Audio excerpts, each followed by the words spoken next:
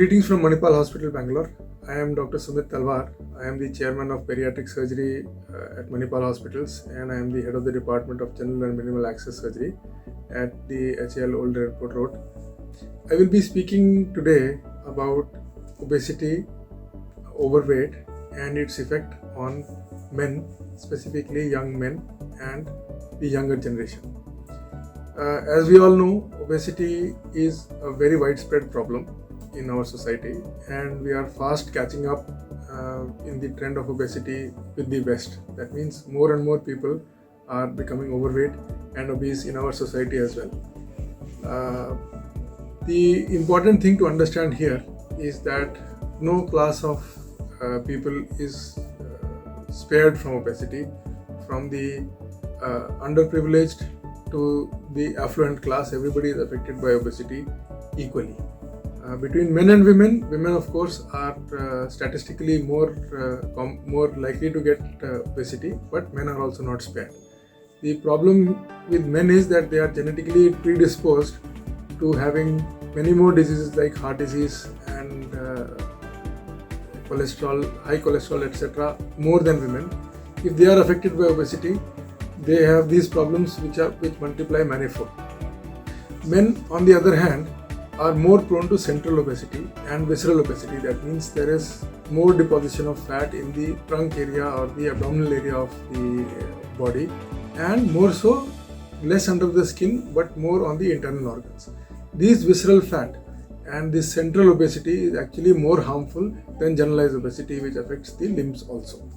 Therefore, men need to be more careful about preventing obesity, and once this obesity starts, then treating obesity.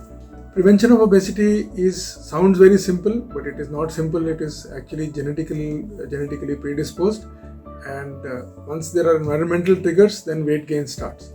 Most common environmental triggers are increased consumption of carbohydrate and lack of exercise.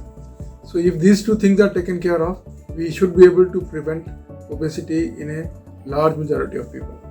Unfortunately, this has to start in the school, in the childhood, because that is when the obesity starts.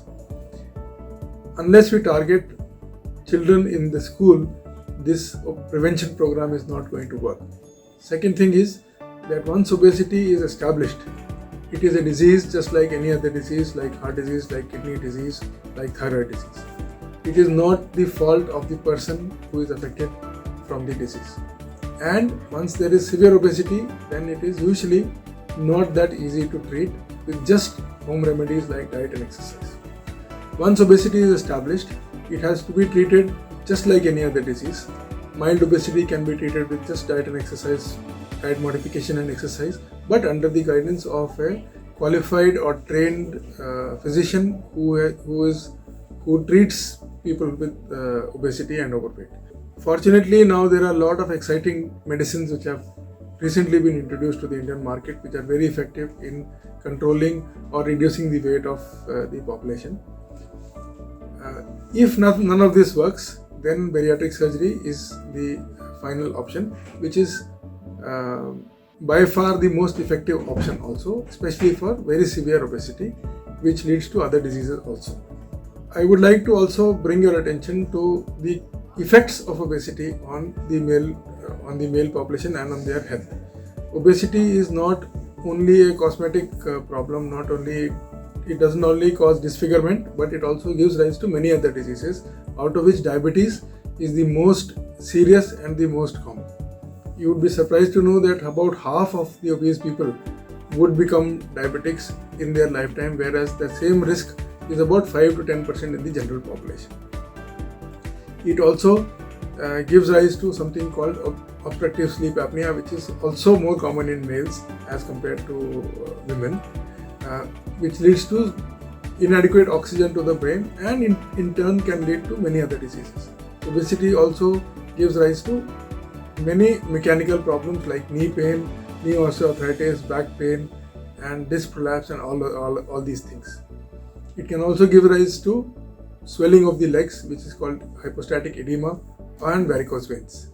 So in the end, I would like to stress on 2-3 things. One most important thing is that obesity is preventable, but the prevention has to start in childhood.